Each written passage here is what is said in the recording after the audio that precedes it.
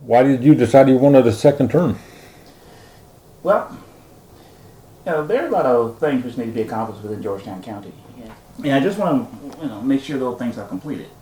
We're doing some renovation out there at the Shopping Center. We're trying to find ways to get housing where people can live comfortably within our communities.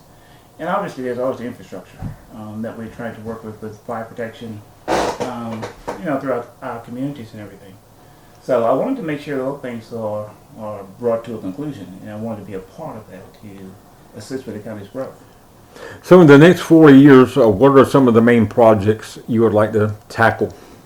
Well, the main thing we're looking at is, again, we look at the infrastructure aspect of it. But we have to bring better fire protection to the rural part of the county. And as you know, the district that I represent is basically the rural part of the county. So you're looking at trying to find fire protection there, and we're in the process of doing that because right now there's a what we call a shovel-ready project that's been done with the Water and Sewer District, and it's a $10 million project to assist in bringing fire protection throughout the rural part of Georgetown County.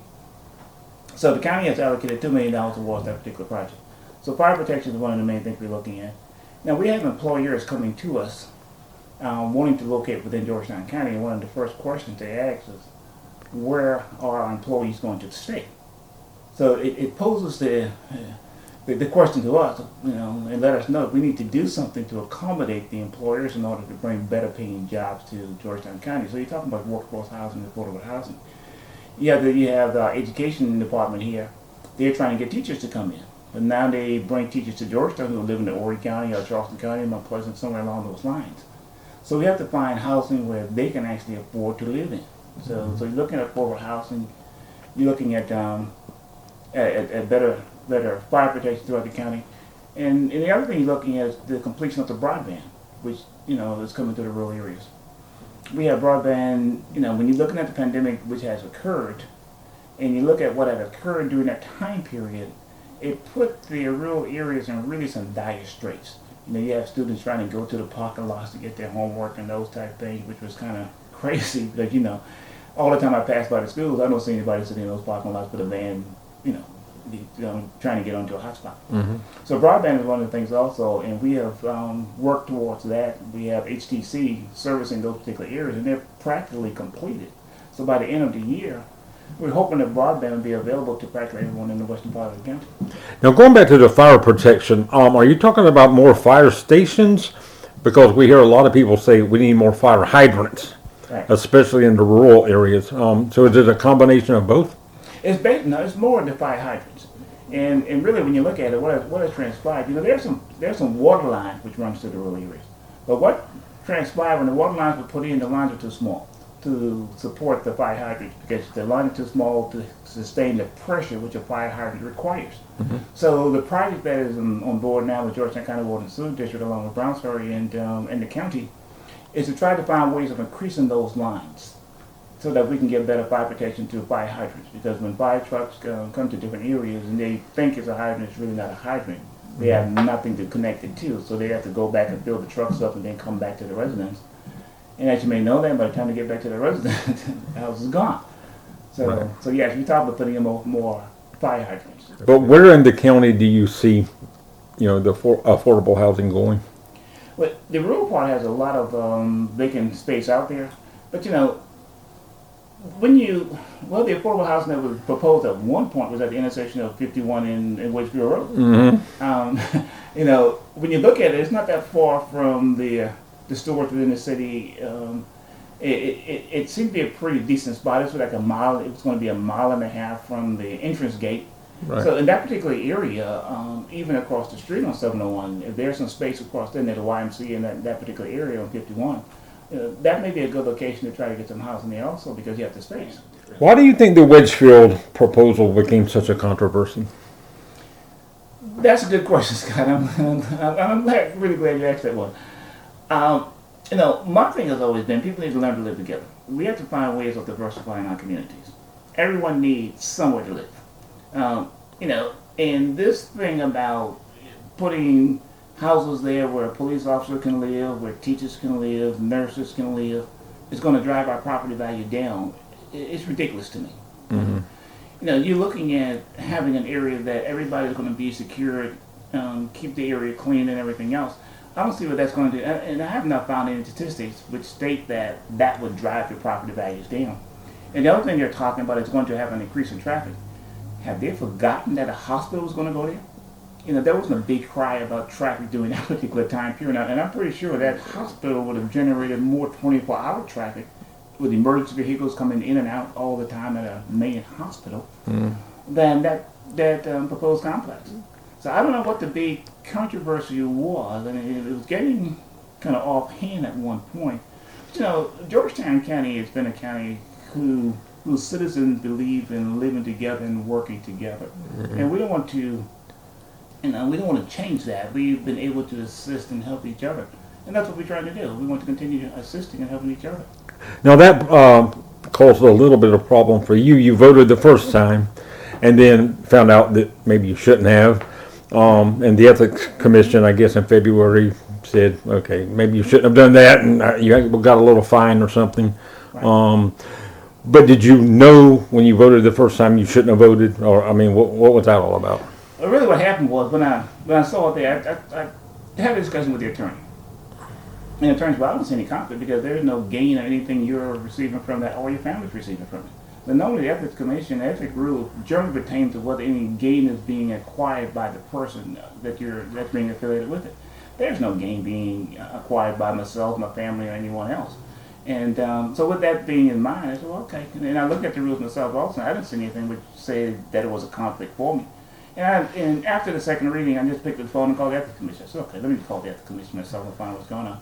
I said, well, it's kind of a close call. It's probably best that you not do it. It can go either way. So I said, okay. With that being said, I said, okay, I just want to vote on the third reading. And I did. So why do you think they fined you even though you did recuse yourself after they told you you should have? I don't know. I reported it myself. Yeah. Okay, I reported it myself, and they said, well, it was just again, it's a close call. You can contest it if you want to. But my thing was the reason why they said, look, if you don't contest it, then there'll be a fine assessed against you. And looking at the time factor, my thing was I don't need to have anything prolonged. So I said, okay, fine. Just do what you're going to do. I'm not going to contest it. Whatever you all are saying, I'm going to go forward with it because it really wouldn't be feasible, I thought, and wouldn't be economically feasible, I should say, to contest it. I said, okay, fine. If you have a fine that you want to assess me saying that I should not have voted at the second reading, I'm not going to contest that. Because I know it was, after speaking with you before, you said it was a close call, maybe I should not have voted, didn't say I shouldn't have, I said maybe you should not have voted. So, okay, that's fine. I'll accept that. Yeah. Now the big issue right now, one of them is, of course, the proposed solar farm in the Lambertown area. It's being delayed so more information can be received. How do you feel about that? And I know it's not in your district, no. but you're going to be one of the votes. Yeah. The solar farm. What you're looking at is green energy that's coming throughout America. Basically, we're trying to see what's going on. I'm still trying to get more information regarding it. I'm listening to the citizens from that particular area concerning, to see what their concerns are and to see whether there's any validity to those concerns. And obviously, if there's some validity to those concerns, then that may it will affect my decision as to how we vote on that particular issue. So far the county is still trying to get more information, especially concerning decommissioning of the facility once it's already been established and operated for the 40-year time period. So those are the information that the council needs in order to move things forward with that particular decision. That's why we kind of held off and getting more. We just didn't have enough information to make a decision at the council meeting. And another thing, not in your district, but you'll be a vote on the Waccamaw Neck, especially Merle's Inlet, that area. They're asking for the growth to slow down. Right. Don't be approving so many housing developments or whatever. What's your feeling about that? No. Well, I somewhat agree with them in some respect. We need to try to push some developments across the bridge on this side of the county. But when people own property and the property is owned in a certain particular way, then you can't really control people's property. People have a right to utilize their property the way they desire for it to be done. And sometimes there are some options. And sometimes you're looking at, well, what would be the best suit for that particular tract of property. So I agree with them that growth needed to start moving towards the other side because traffic is becoming heavy on that end. So let's try to push in the growth on this particular side. So I kind of agree with them along those lines, but again, you're battling the growth regarding property owners. You know, they purchase the property, they want to do something with it. So what do we do at that point? We don't rezone as many as they proclaim the county does. Because that's really what you're looking at. Most of it fits within the development aspect of the county. Really, is what you're looking at. So. What about better pay? We hear a lot about from the sheriff's department, from Midway Fire, and from County Fire. They really need to be able to pay their employees more so they won't leave. What can be done about that? Well, the county has already taken a step there. When I first got on county council, one of the first things that occurred, and I think you may have been in the meetings, because I read, I had a statement that I read to council basically saying we need to do something right away with the salary increases. At that time, I think the county starting wages were like minimum wage, $7.25, and I thought that was kind of crazy. You cannot live off $7.25 an hour nowadays. So one of the first things that I did is read to the council, look, we need to do something with the wages.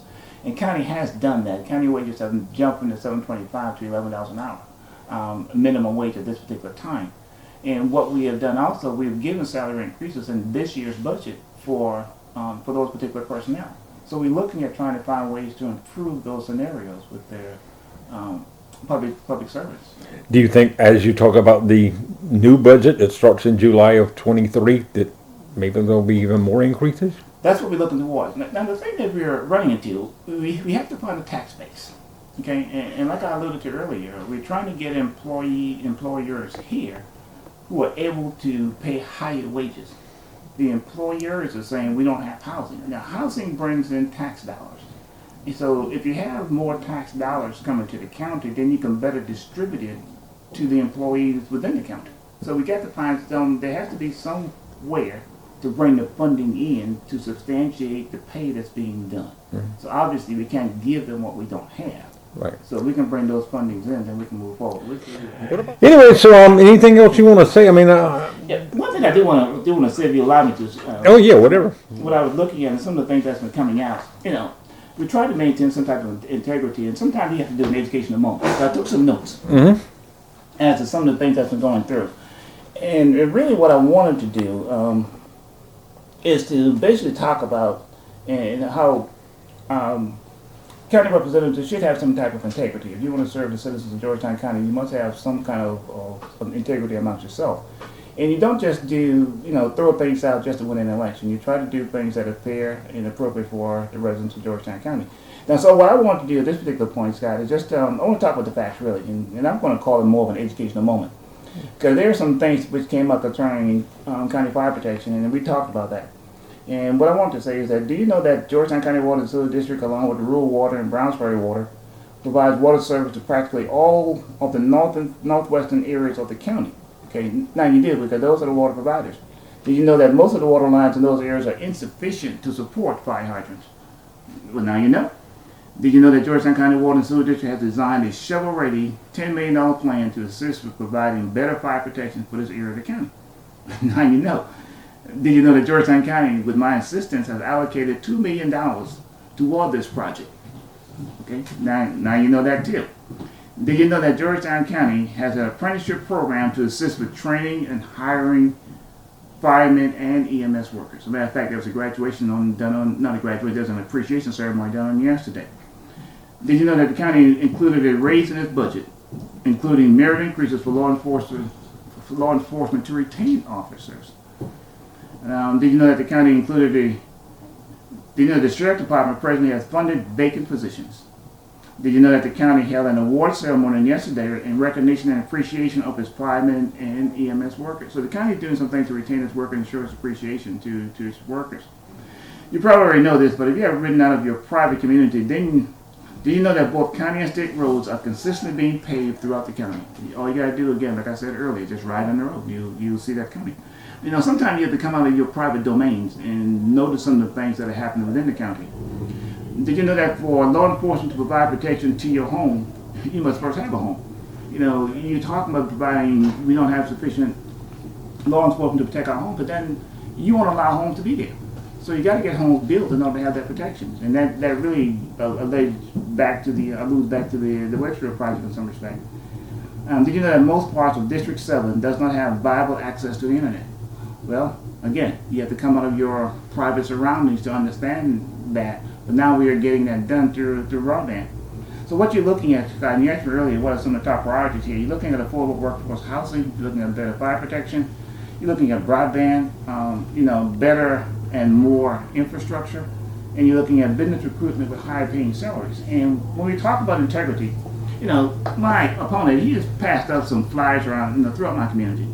Now these individuals, they've come to my home because they know where I live. They came to my home and said, look, we don't know anything about this, it's untrue, and you really had nothing to do with it. So I think it's kind of hitting below the belt to try to raise something that's really not there, and to just do Photoshop and put things and try to make it like you're a part of it. Now you notice the photo down at the bottom here. That's my being on county council. The water project and plans were back in 2014, and I didn't get on council until 2019. So you're changing the facts of things, and that's what we talk about, facts, not fiction. So those are the fictitious things that you're talking about here, and you're talking about my wanting to spend $49 million for a bike path, and they just had two of the plans a few days ago. They're sending out a flyer saying, I want to spend $49 million, and look, they're recognizing me. They got Councilman Lewis on Morant Memorial Bike Path. So I'm getting famous, and I want to spend $49 million out of our budget for a bike path to come through Plantersville. Now, we only got a $97 million budget, and I'm going to take $49 million of that and do a bike path, and we have all the other needs. And sometimes you have to get the facts. And sometimes you need to get out there to say, look, this is what I can do, instead of saying what they're not doing. What is it that you are doing?